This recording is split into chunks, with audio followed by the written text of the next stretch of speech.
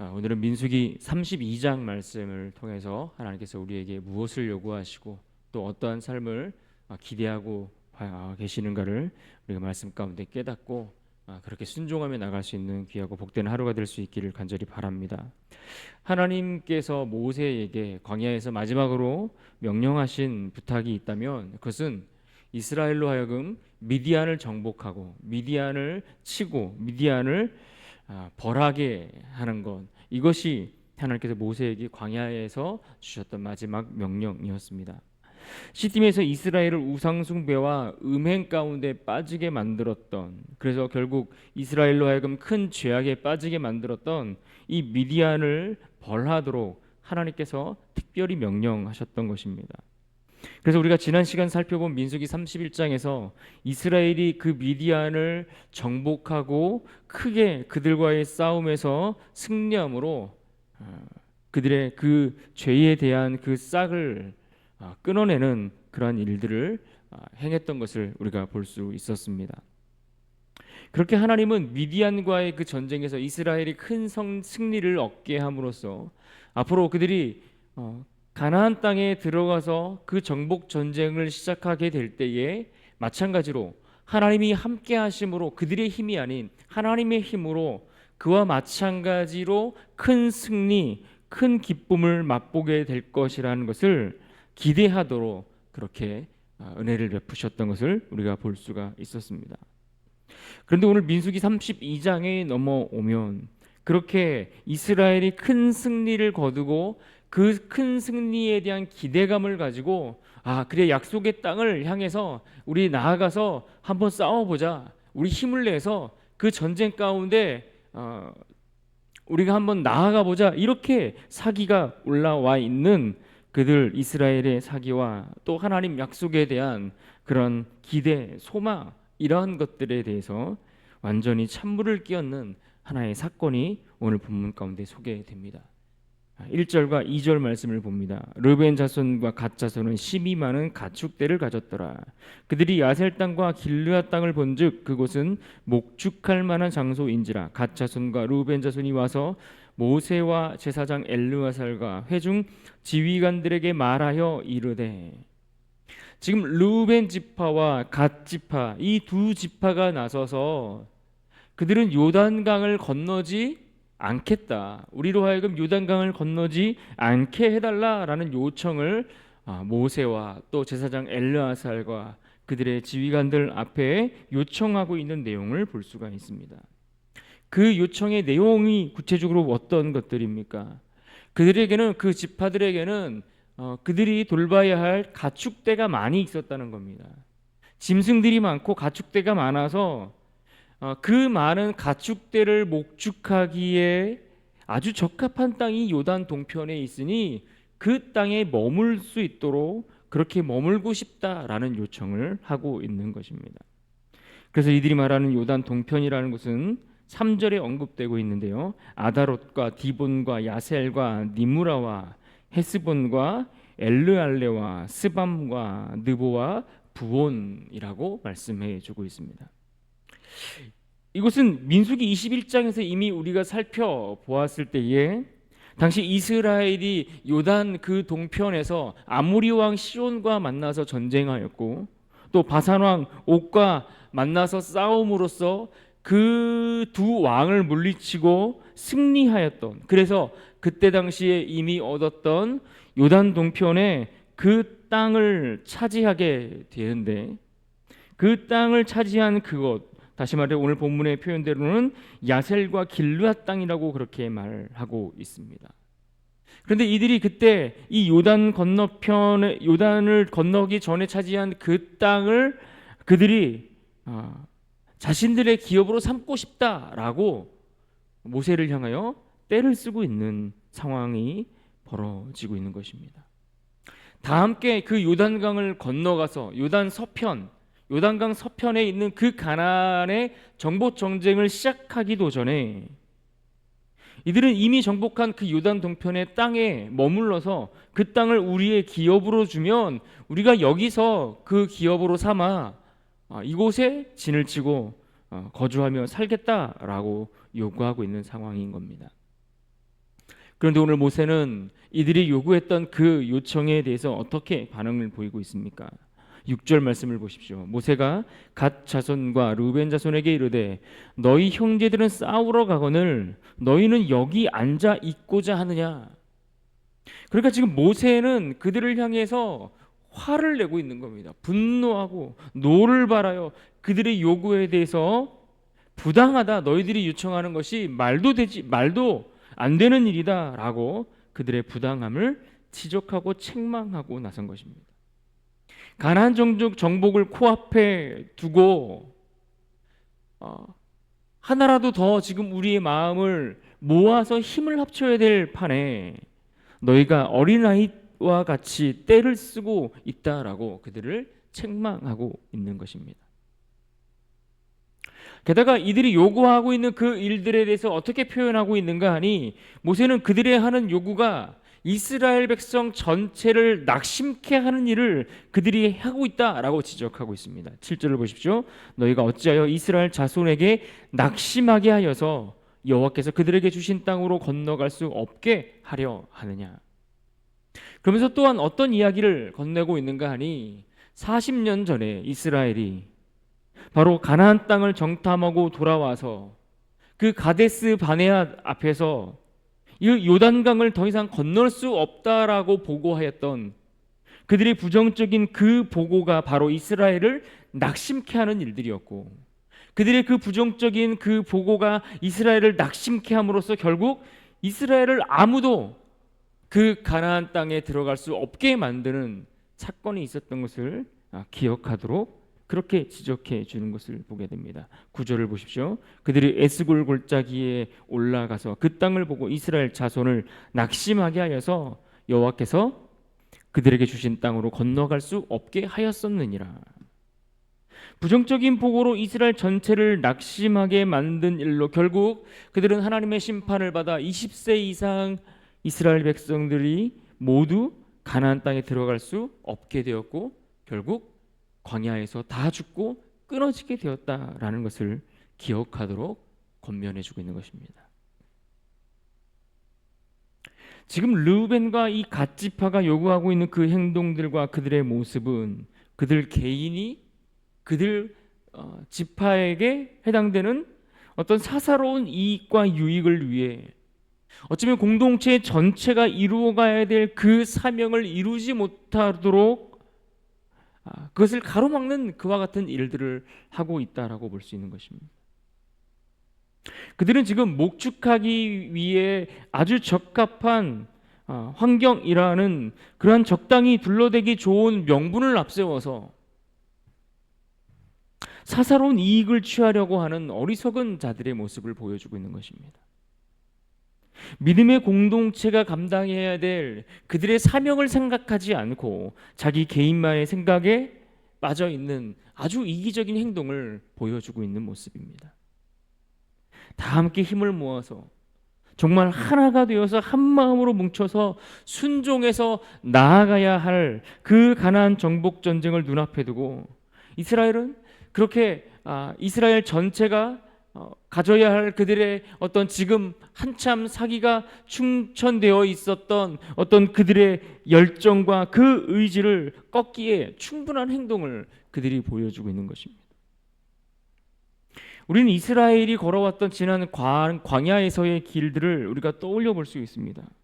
이스라엘이 광야에서 애굽에서 나왔을 때에 그들이 광야에 들어섰을 때에 조금 힘들고 어려운 환경과 상황을 만나고 부딪힐 때마다 어떤 일들이 있었습니까? 불평과 원망을 쏟아내었는데 그들이 불평과 원망을 쏟아낼 때에는 그들로 하여금 불평과 원망을 쏟아내도록 부추기는 사람들이 늘 그들 가운데 있었던 것을 봅니다.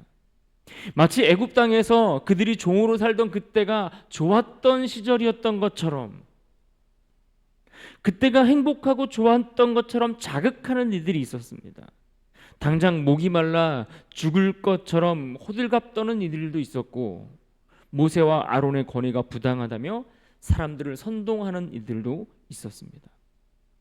이들은 하나같이 그렇게 공동체를 흔들어서 그 일로 자신들을 돋보이게 하거나 혹은 그 일들을 통해 자신이 어떤 힘을 발휘하여 어떤 위치에 오르고자 했던, 차지하고자 했던, 그래서 공동체의 유익보다는 자신이 얻을 어떤 유익을 더 많이 생각하여 개인의 사사로운 이익을 취하고자 했던 그러한 이들이 늘 이스라엘 백성들 가운데 존재하였다라는 것입니다. 그런데 오늘 본문 속에 등장한 이 르우벤과 갓 지파가 요청하는 그들의 행동이 이와 별반 다르지 않다라는 이야기입니다.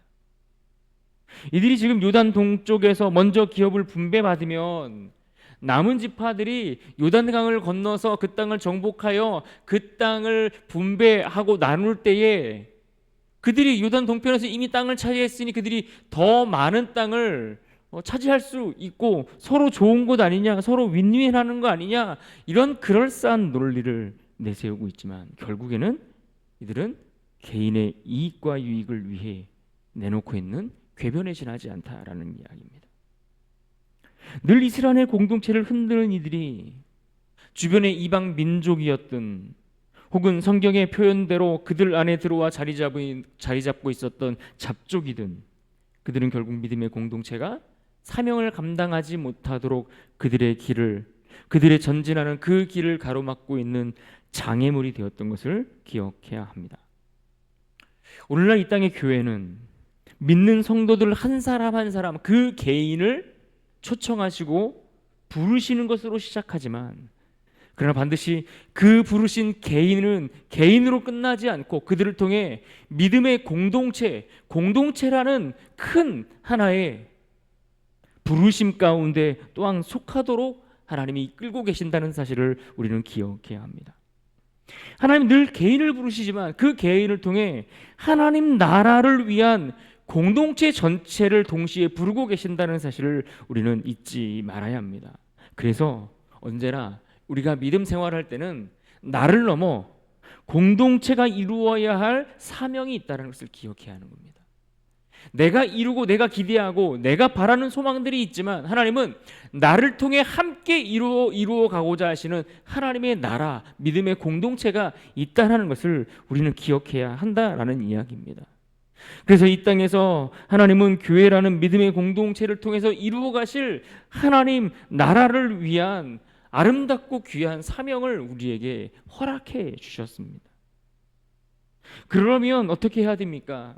우리의 사사로운 감정, 내 개인적인 어떤 취향, 내가 바라고 내가 원하는 것, 이것만을 공동체 안에서 주장하고 그것을 추구하기 전에 먼저 생각하고 기억해야 할 것은 우리가 하나님 나라를 위해 함께 이루어가야 할 이 공동체를 향해 주신 하나님의 사명이 있구나 하는 것을 생각해야 한다는 것입니다. 공동체가 이루어가야 할 그것을 다 제쳐두고 그저 개인의 취향과 사사로운 감정과 개인의 이익만을 생각하는 것은 하나님 나라에 합당하지 않다라고 오늘 말씀은 우리에게 가르쳐주고 계시는 것입니다.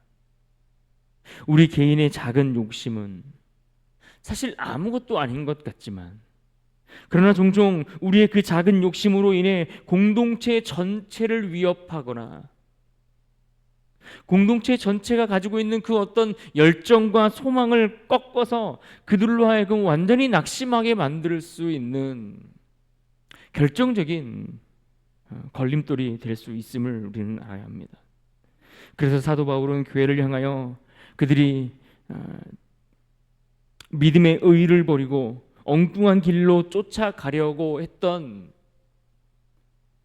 그러한 갈라디아 교회 성도들을 향해서 책망했던 말씀들 가운데 갈라디아서 5장 9절에 했던 말씀이 바로 적은 누룩이 온 덩이에 퍼진다라는 말씀을 했던 것입니다. 믿음의 의의를 버리고 전혀 하나님이 기뻐하시지 않는 엉뚱한 길로 쫓아가는 그 일로 인하여 결국 그들의 작은 욕심이 공동체 전체를 오염시키고 그래서 그 작은 욕심으로 인해 공동체 전체가 멸망의 길로 가게 된다라는 것을 경고해 준 말씀인 겁니다. 여러분, 교회는 자기밖에 모르는 이기적인 욕심이 허용되면 안 되는 곳입니다. 그저 내 관심사를 위해 존재하는 것이 아니라 그저 내가 바라는 내 취향을 맞추기 위해 존재하는 것이 아니라 하나님 나라를 위해 존재하는 것입니다.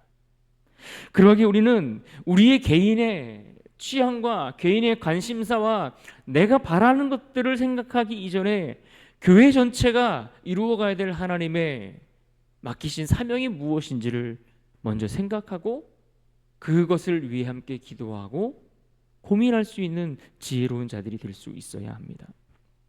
오늘 본문의 르우벤과 갓지파는 이 모세의 책망을 통해 자신들의 욕심을 버리고 그들이 가졌던 개인적인 그 관심사에서 돌아서야 했습니다. 개인보다 믿음의 공동체 전체를 향한 하나님의 뜻이 무엇인지를 분별할 수 있는 지혜가 그들에게 필요했습니다. 내 개인의 욕구가 있고 내 상황과 내 형편에 지금 내가 기대하는 바가 있지만 그러나 그러한 욕구를 충족시키기 이전에 하나님께서 바라시는 뜻이 어디에 있는지를 생각해야 했다라는 것입니다. 어쩌면 그들은 지금 그들이 주장하는 그러한 억지스러운 개인의 욕심을 취하고자 했던 그 욕으로 인해서 40년 전 광야에서 이스라엘 백성들이 그 공동체 전체를 낙심시켜 가나안 땅에 들어가지 못하게 했던 그와 같은 일들을, 그 어리석은 길을 또다시 반복할 뻔했던 그러한 아주 중요한 사건이었던 것입니다. 역사의 그 과거의 뼈아픈 그 사건을 뻔히 기억하고 알면서 그 길을 또다시 답습할 뻔했던 그런 아주 끔찍한 사건이 벌어질 뻔했던 것입니다. 그런데 다행히도 오늘 말씀에 보면 모세의 그 권면과 모세가 그들을 책망했던 그 책망을 통해 그 과거의 아픔을 되풀이하는 그 일을 막을 수 있었습니다. 깨어있는 한 사람의 권면과 깨어있는 지도자의 그 책망을 통해 공동체 전체를, 공동체가 맞이한 어떠한 그 위기를 극복할 수 있는 그러한 은혜를 그들이 경험할 수 있게 되었던 것입니다. 르우벤과 갓지파는 모세 앞에 돌이켜 다짐하며 결단합니다. 17절과 18절을 보십시오. 이 땅에 원주민이 있으므로 우리 어린 아이들을 그 견고한 성읍에 거주하게 한 후에 우리는 무장하고 이스라엘 자손을 그곳으로 인도하기까지 그들의 앞에서 가고 이스라엘 자손이 각기 기업을 받기까지 우리 집으로 돌아오지 아니하겠사오며. 그들은 결단을 했다라는 겁니다. 모세가 책망하고 모세가 요구하는 그 말씀대로 우리가 자녀들과 어린 아이들을 이곳에 두고 그들을 위해 그들의 성읍과 그들이 거할 장소를 건축해 놓고 우리가 그들이 앞서 요단강을 건너가 그 싸움에 참여하겠다라고 결단했다라는 이야기인 겁니다. 모세는 이들의 결단을 듣고 다시 한번 힘을 주어 너희가 반드시 그들의 결단한 대로 행해야 할 것을 요청하고 촉구하는 것을 보게 됩니다. 24절입니다. 너희는 어린 아이들을 위하여 성읍을 건축하고 양을 위하여 우리를 지으라. 그리하고 너희의 입이 말한 대로 행하라. 모세는 요단강을 건너가 그 가나안 정복 전쟁에 참여하지 못하지 않습니까? 그러니까 모세가 그들과 그 가나안 정복 전쟁에 참여하지 못하고 그 땅에 들어가지 못하지만 그가 마지막으로 다시 한번 너희가 말한 대로, 너희가 결단한 대로 반드시 지켜서 믿음의 공동체에 그 유익되는 그 일을 위해 하나님의 교회가, 하나님의 주님의 몸된 그 교회가 사명을 감당하는 그 일에 너희가 끝까지 동참하여 그 사명을 완수하라는 그 부탁을 그들에게 다시 한번 촉구하고 있는 것입니다. 모세의 이러한 촉구에 르우벤과 갓지파는 다시 한번 결단하며 응답하는 말씀이 27절에 나옵니다. 종들은 우리 주의 말씀대로 무장하고 여호와 앞에서 다 건너가서 싸우리이다. 우리도 무장하고 건너가서 주의 말씀대로 여호와 앞에서 그들과 함께 그 사명을 감당하는 전쟁에 참여하겠습니다 라고 그들은 결단했던 것입니다. 내가 함께 요단강을 건너가서 약속의 땅을 정복하는 그 전쟁에 참여하겠다는 결단입니다. 나의 사사로운 욕심과 내가 바라는 관심사와 취향과 그러한 이익들을 쫓는 일들을 지금 중단하고 멈추고 하나님 나라 공동체의 그 사명을 완수하는 일에 내가 함께 동참하겠습니다라는 결단을 그들이 내렸던 것입니다. 하나님은 오늘 우리를 향해서도 이와 같은 결단을 요구하십니다. 오늘날 이 시대가 어떤 시대입니까? 점점 개인주의가 심해지고 있는 시대입니다. 개인이 원하면, 개인이 바라면, 개인이 좋아하면 그것이 옳다라고, 그렇게 하는 것이 최선이다라고 그렇게 치부하고 그렇게 인정받는 개인주의에 힘을 얻는 시대에 하나님은 우리가 믿음의 공동체를 위해 개인이 원하는 것들을 잠시 멈추고 그 믿음의 공동체를 위해 하나 되는 일에 힘을 쏟기를 하나님은 기대하시는 것입니다. 나의 개인적인 유익이나 관심보다 하나님 나라를 위한 사명, 공동의 거룩한 목표를 이루는 일에 동참하는 그러한 결단, 이것이 하나님이 오늘 우리에게 요구하시는 아름다운 결단인 겁니다. 그런 의미에서 오늘 본문 27절의 말씀을 우리가 다시 한번 확인함으로써 우리의 다짐을 새롭게 하며 오늘 우리에게 허락하신 교회, 오늘 우리에게 허락하신 이 믿음의 공동체를 하나 되게 하는 일에 우리가 힘을 쏟고 그 일들을 통하여 하나님의 아름다운 사명을 함께 감당해 나가는 복된 인생이 될 수 있기를 주님의 이름으로 축복합니다. 우리 마지막 27절 말씀 함께 읽고 마칩니다. 함께 읽습니다. 종들은 우리 주의 말씀대로 무장하고 여호와 앞에서 다 건너가서 싸우리이다. 아멘. 기도하겠습니다.